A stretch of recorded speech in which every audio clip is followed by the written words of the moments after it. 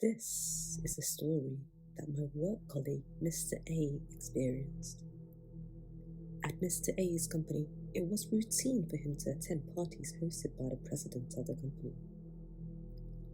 Although Mr. A was not a strong drinker, he still usually joined those parties 2 or 3 times every week or so to socialize with the president.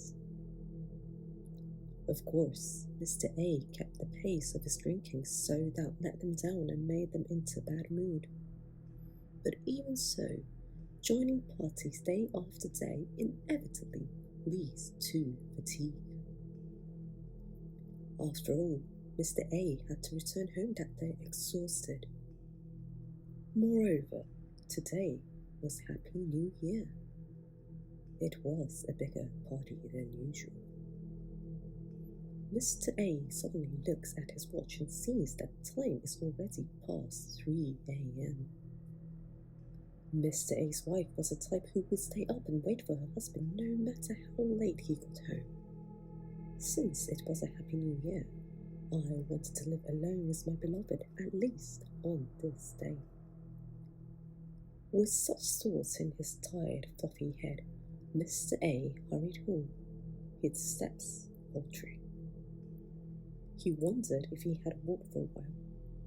Mr. A suddenly looked ahead and saw a familiar light on the front porch.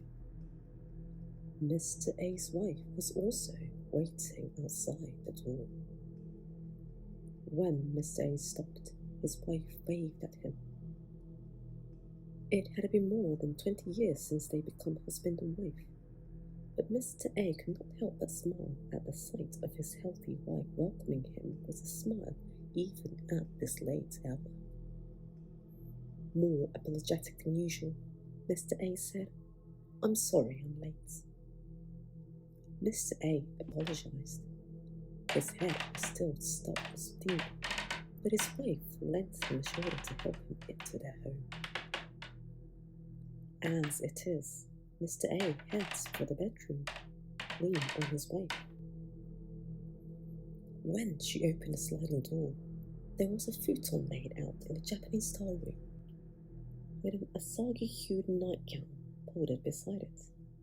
It was truly a perfect setting. Behind her, closing the sliding door, his son was smiling and waving good night. He was a proud son of him, who will be a high school student this year. Thinking that he had grown up to be a good, parent-friendly child, Mr. A tried to change into the nightgown that had been prepared for him, but he was apparently more fatigued than he thought. Or perhaps he was distracted by the fact that he had arrived home. Mr. A ended up diving straight into his futon without changing his clothes.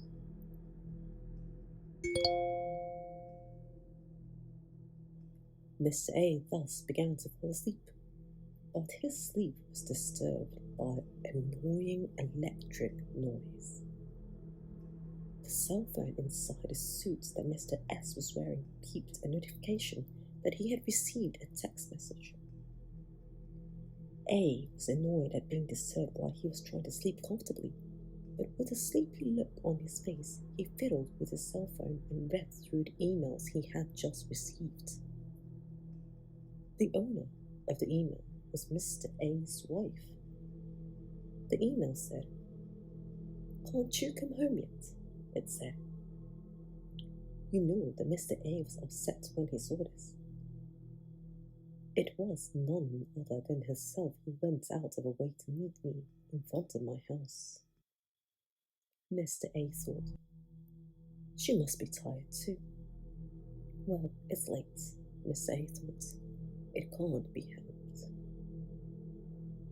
The bad guy was Mr. A who made her wait until this late, so Mr. A felt more and more sorry for his wife. With this in mind, Mr. A turned over on the futon. Then, Mr. A's view comes to a familiar Japanese-style room. It is quite spacious, with nothing but a futon. Mr. A saw it and thought it was the familiar room where he always slept. After thinking that far, Mr. A suddenly thought something.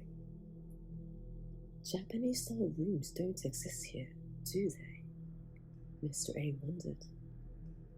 When customizing his own home, Mr. A had admired Japan and wanted a Japanese-style room.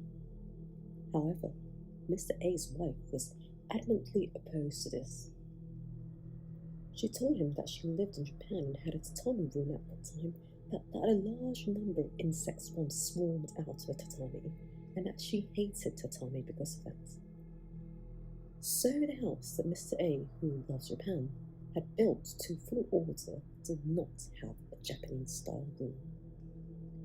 With his head in a daze from too much alcohol, he thought, "But I am definitely being made to sleep in a Japanese-style room now.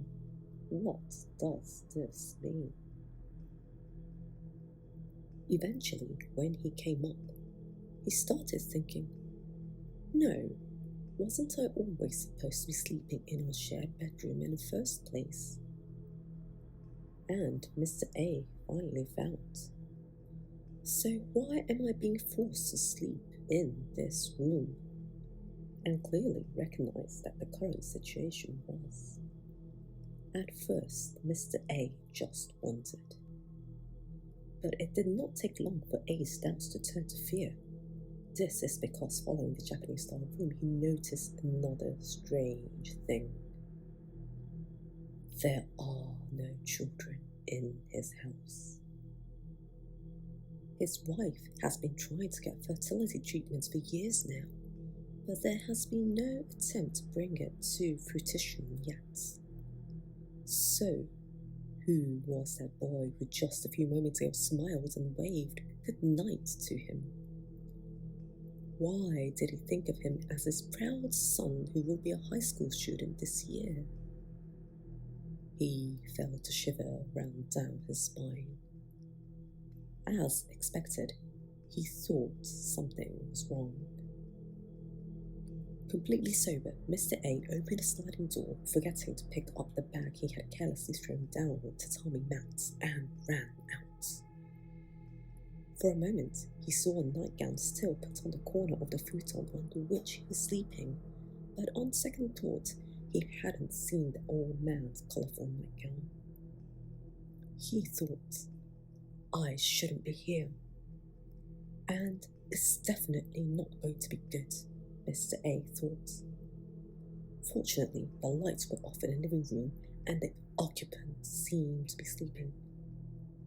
When Mr. A arrives at the front door, he tries to put on his shoes, but it takes him a long time to do so, and he is unable to put them on properly. In his frustration, he heard rough footsteps coming up behind him, faster and faster. No time to worry about shoes anymore, he thought. "Whoa!" screamed Mr. A as he ran outside and closed the door. For a moment then, he saw it. An old woman with an expressionless face, like a no mask, is approaching him. What Mr. A thought was his beloved wife was an old grey-haired woman with wrinkles all over her face and large stains around her eyes. After that, he was fortunate enough to return home safely, he said. However, when Mr. A dropped his bag and returned home without shoes, his wife scolded him severely, and from then on, he was allowed to join parties only once a week.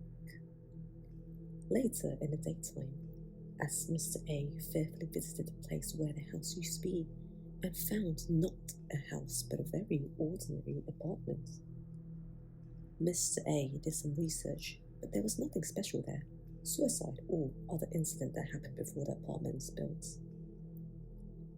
Mr. A's wife apparently laughed at the story, saying it was a story of a bad drunk or drunkard's dream, but Mr. A could not believe it in any way. He had a thought that comes to him every time he tells the story to someone.